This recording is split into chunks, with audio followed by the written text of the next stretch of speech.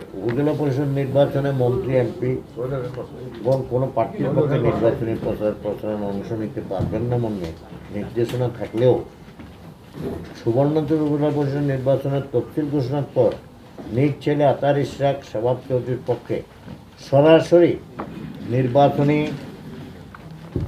প্রচারণায় অংশ নিয়ে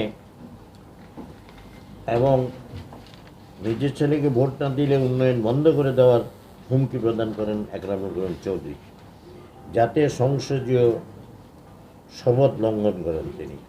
এছাড়া নির্বাচনের তফসিল ঘোষণার পর থেকে সাংসদ একরামুল করিম চৌধুরী আর তার ছেলে আতার ইশরাক শাবাব চৌধুরী তাদের স্থানীয় বহিরাগত সন্ত্রাসী বাহিনীর মাধ্যমে আমার দোয়াত কলম প্রতীকের কর্মী সমর্থকদের উপর হামলা ও নির্যাতনের ঘটনা ঘটিয়েছে।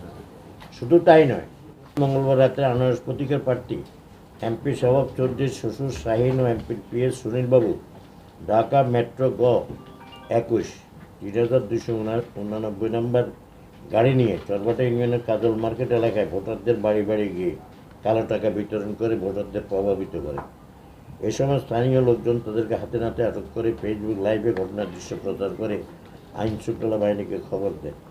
পরে প্রশাসন লোকজন ঘটনাস্থলে যাওয়ার আগেই এমপি একরামুলের অনুসারীরা ঘটনাস্থলে গিয়ে দোয়াত কলমের সমর্থকদের হামলা চালিয়ে কালো টাকা বিতরণ চক্রের সদস্যদের ছিনিয়ে নিয়ে যায়।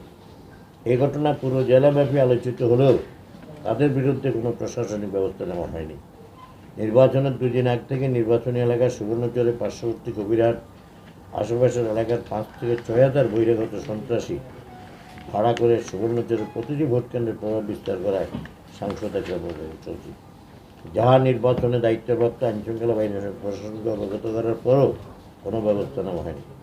প্রিয় সাংবাদিক বন্ধুগণ, এবার উপস্থাপন করছি ভোটের দিনের চিত্র। 8 মে 2024 সকাল 8টায় ভোট গ্রহণ শুরু হয়।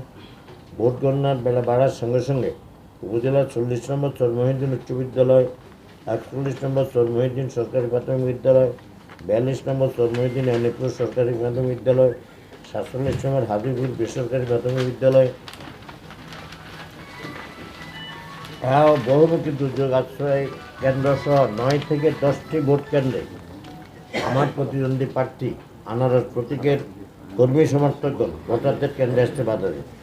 এতে কেন্দ্রগুলোতে বিশৃঙ্খলা সৃষ্টি করে তারপরেও ভোটার সকল বাধা অতিক্রম করে ভোট কেন্দ্রে গিয়ে ভোটাধিকার প্রয়োগ করার চেষ্টা করে। ভোট গ্রহণ শেষে ভোট গণনা শুরু হলে আমার প্রতিদ্বন্দ্বী প্রার্থীর এজেন্ট ও কর্মীগণ প্রিজাইডিং অফিসার, সহকারী প্রিজাইডিং অফিসারগণ যোগসাথে আমার দোয়াত কলম প্রতীকের বিপুল সংখ্যক ভোট আনারসের বান্ডিলে বেঁধে গণনা করার চেষ্টা করে। এই সময় আমার এজেন্টদের আপত্তির মুখে সঠিকভাবে ভোট গণনার পৌঁছানোর পর গণনা করা হলে অভিযুক্ত কেন্দ্রগুলিতে আমি জয়লাভ করেছি বলে গণনায় প্রকাশ পায়। কিন্তু পরবর্তীতে আমার এজেন্টগণকে কেন্দ্র থেকে বের করে দিয়ে বিপুল সংখ্যক অব্যবহৃত ব্যালটে নতুন করে সিল দিয়ে অন্যায় অনধিকার ভোটের ফলাফল পরিবর্তন করে আমাকে পরাজিত দেখানোর চেষ্টা করা হয়। বিভিন্ন মাধ্যমে যা প্রকাশ পেয়েছে, এর বিয়ে বন্ধ করতে একরামুল করিম সন্ত্রাসীরা একই দিন স্থানীয় মসজিদের ইমামকেও তারা নাজেহাল করে, যাতে পুরো এলাকায় ক্ষোভের সৃষ্টি হয়। নির্বাচনের শুরু থেকে শেষ পর্যন্ত এসব হামলা ও নির্যাতনের ঘটনায় ক্ষতিগ্রস্ত সবাই আওয়ামী লীগের নেতাকর্মী।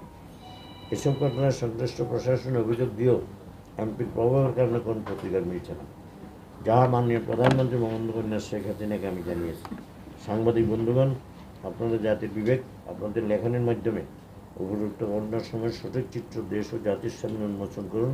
আমি আপনাদের মাধ্যমে সুবর্ণচর পরিষদ নির্বাচনের পরিবর্তনকৃত বিভিন্ন কেন্দ্রে ভোটের ফলাফল স্থগিত করে পুনরায় ভোট গ্রহণ, বাতিলকৃত ভোট পুনঃগণনা এবং নির্বাচন পরবর্তী সহিংসতার বিচার দাবি করছি। এটা বর্ণনা করার ভাষা